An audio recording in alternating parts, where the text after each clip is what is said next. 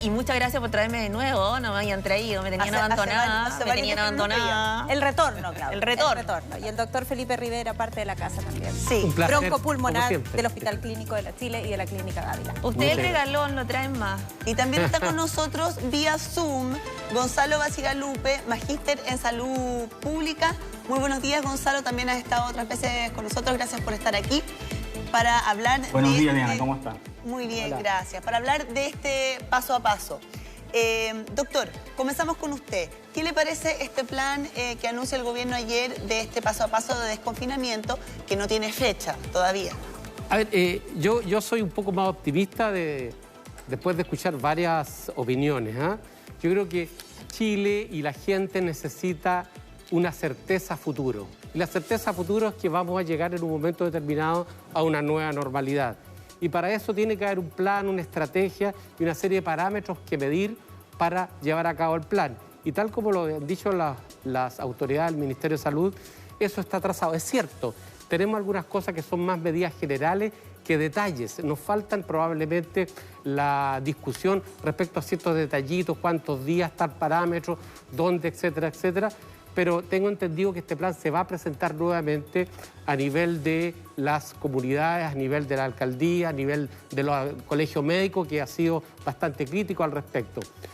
Podríamos decir, sí, que en la práctica tenemos que pensar muy claramente que esto es un pensamiento para, no se está dando fecha, o sea, por lo tanto, Exacto. aquí no se asusten, es decir, vamos a entrar mañana o no se entusiasmen, ¿no es cierto?, cierto grupo de gente que lo único que quiere es que empecemos con una nueva normalidad.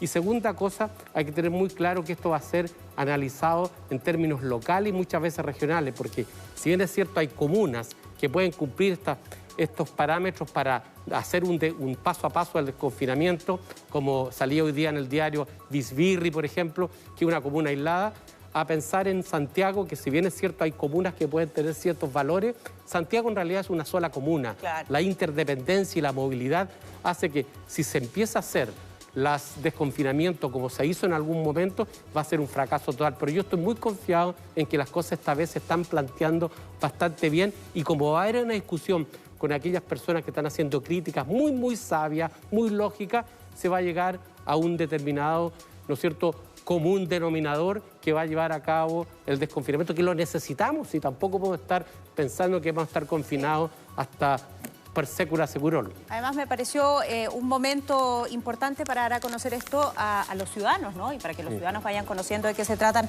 las etapas. Claudia, estamos en etapa de cuarentena, luego viene la transición, que es interesante como se ha planteado, por ejemplo, de poder salir o liberar las comunas de lunes a viernes, pero después los fines de semana y feriados sean una etapa de confinamiento. Así también las medidas que se van a tomar para los mayores de 75, que hoy día están clamando además por salir de sus casas para poder movilizarse o hacer algo. Y luego estas aperturas que se han denominado la preparación, la apertura inicial y ya la apertura avanzada, donde lo que vemos básicamente son restricciones. ¿Qué te parece a ti el programa presentado?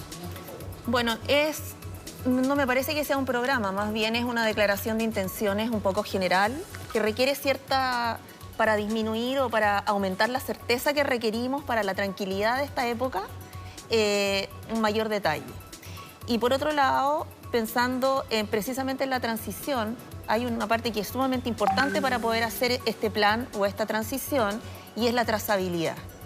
Esa trazabilidad que, como escuchamos ahora, el ministro mencionó que había entregado recursos a los centros asistenciales y a los municipios, lo cual es súper importante porque en realidad eso es algo que antes habían mencionado y que no todos los municipios tenían recursos.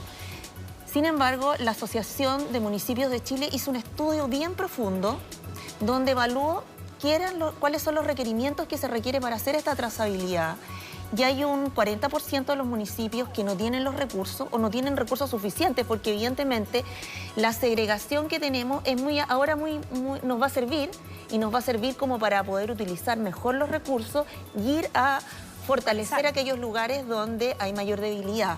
Entonces yo creo que el tema de la trazabilidad pasa a ser clave y se requiere aumentar el número de trazadores. Si bien es cierto, se han contratado, pero ese es un número que hay que aumentar. Sí. Hay que contratar más personas, hay que ponerlo en ejecución. Y yo creo que además... Exactamente. Y además yo creo que hay un punto que es súper importante. La trazabilidad va a permitir ganar confianza. Y esa confianza, tal vez con una auditoría, algo que muestre la transparencia de esa trazabilidad y de cómo se está llevando a cabo, yo creo que va a ser algo sumamente importante. Y por otro lado, algo que tú acabas de mencionar, que tiene que ver con los mayores, es que se deja de lado absolutamente a la población joven, como que si la gente joven no se enferma en este país, como que los niños no se enferman, hay como una cierta mito al respecto, porque la evidencia muestra que la gente joven sí se está enfermando y se enferma gravemente, y esa gente después va a dejar de trabajar y tiene que retornar a su trabajo, ¿cierto? Por una parte. ¿Y quiénes son los que se movilizan? Porque este bloque no lo entendí mucho, la verdad, en este nuevo reporte, hablar de bloques que podrían eventualmente irse levantando cuando el porcentaje de contagio baje al 10%, al 15%, de acuerdo a los criterios que se han mencionado. A mí me parece relevante pensar que esa movilidad existe y es a través de la movilidad que no se ha enfrentado, como por ejemplo se va a movilizar la gente en el metro, cómo van a aumentar el transporte público, vamos a tener más buses, ¿cómo lo vamos a hacer? ¿Nos vamos a sentar 10 personas, 20 personas? O sea, hay cierta vaguedad con respecto a aspectos prácticos que tienen que ver con este plan. Que podrían comenzar a trabajarse ahora. Que deberían comenzar a trabajarse o transparentarse, porque a lo mejor lo tienen preparado y no nos lo han mencionado. Esa es una opción. Preguntarte a ti, Gonzalo, respecto de algunos de los criterios que se necesita para avanzar en este plan de desconfinamiento. Uno de los criterios tiene que ver con la positividad de los exámenes PCR, y tú ahí haces una observación bien puntual respecto de por qué esos datos podrían ser imprecisos para avanzar en este confinamiento.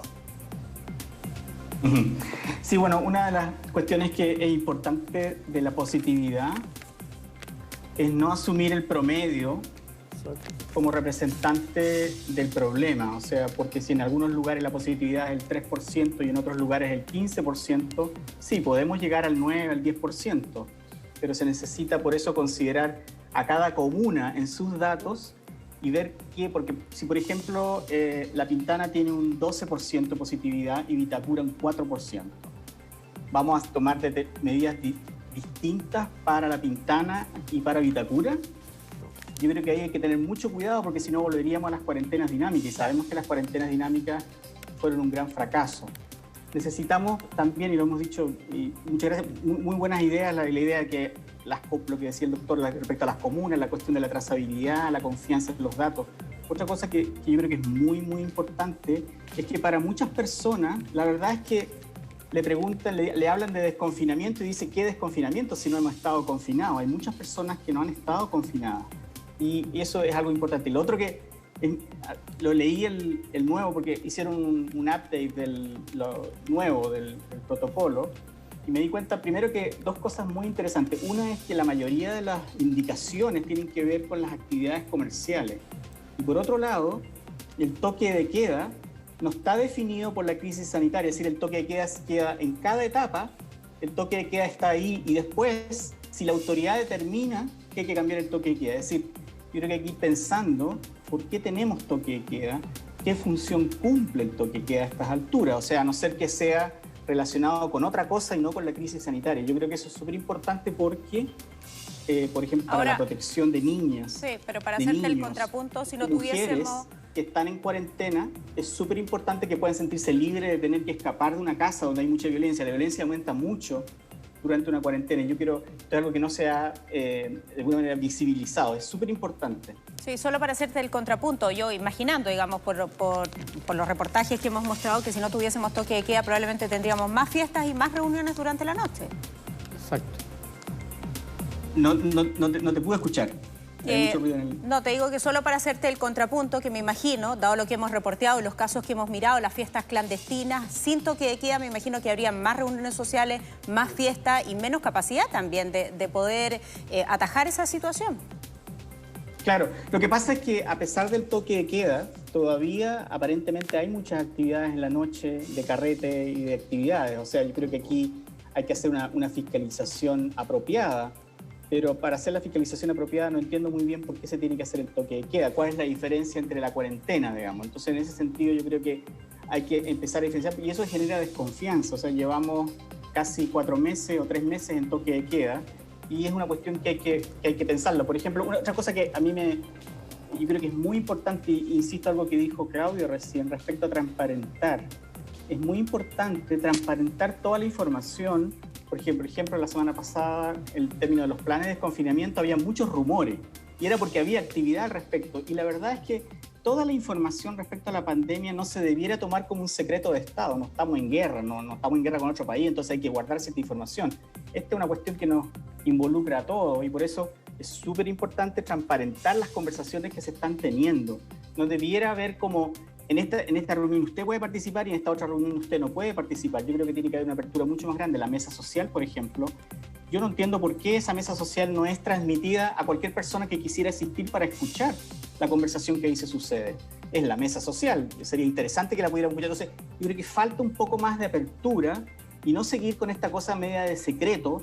Vamos a anunciar y lo anunciamos, en vez de simplemente empezar a ver cuáles son las conversaciones, porque, como ha dicho el ministro, este plan es un plan de desconfinamiento, no se está desconfinando en este momento, se está diseñando el plan. Y en ese sentido, que tiene que ser mucho más yo creo que hay que considerar, transparente. perdona Gonzalo, yo creo que hay un punto que tampoco hemos tocado y que a mí me parece sumamente relevante, y es que cuando hablamos de trazabilidad también hay que considerar la razón contagia de los sintomáticos asintomáticos.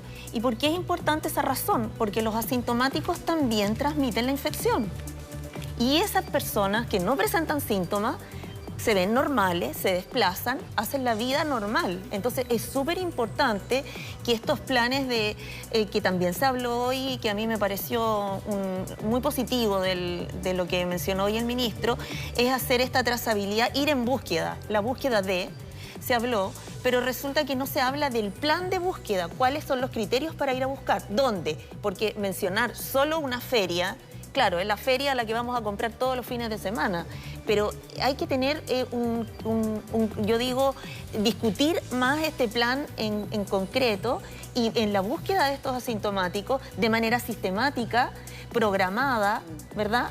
Sí. De manera de que sea algo en conjunto con la sociedad, porque si hay algo que hemos aprendido de la pandemia es que tiene componentes multifactoriales, no es solamente el testeo. Pues la capacidad de testeo la hemos superado, lo podemos aumentar, lo podemos manejar.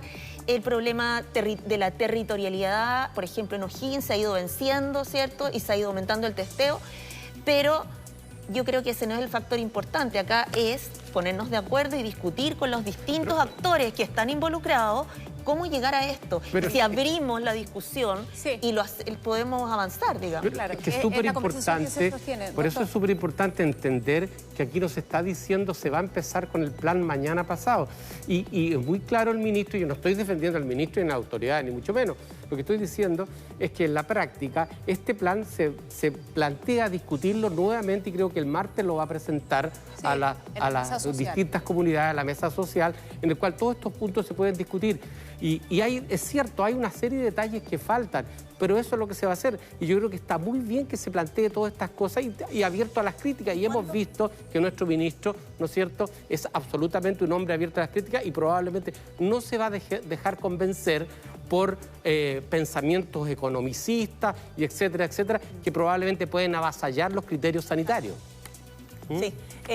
¿Cuándo cree usted que podríamos empezar el desconfinamiento en el Gran Santiago? Bueno, es difícil porque tal como dijo, Gonzalo, nuestro Gran Santiago tiene comunas muy disímiles. Entonces, si empezamos a hacer un desconfinamiento comunal va a ser un fracaso total. Tiene que haber planteamiento absoluto de entender que cada uno de los parámetros debe ser el común denominador de cada una de las comunas. Claro. Si empezamos a hacer cosas distintas, vamos a volver hacia atrás. Por lo tanto, el Gran Santiago es una gran comuna que debe ser mirada como tal, con la suma, con la resta de cada una de las comunas. Si no, estamos fracasados. Ok, muchas gracias. Nos vamos a una pausa. Vamos, ¿cierto? Los tenemos que despedir, Claudia, muchas gracias. ¿Te puedo decir algo? Gonzalo. Sí, es cortito porque tenemos que ir a la pausa. ¿Puedo decir algo en relación? Porque tengo que decir algo respecto al famoso carrete en algunos lugares. Escucha, el carrete hoy día en el aeropuerto, podrían mirar las fotos en el aeropuerto, la cantidad de gente que hay en el aeropuerto Pudahuel, están con permiso, asumo, y la cantidad de buses que salen y entran de la región. Eso, nadie habla de eso, pero sí siempre se habla del carrete, pero hay un carrete, por ejemplo, en el aeropuerto, la distancia social para nada se mantiene. Hemos hablado tanto del carrete en las calles también, que es permanente y constante, porque la cantidad de vehículos es enorme. Gracias, Gonzalo, que estés muy bien. Claudia.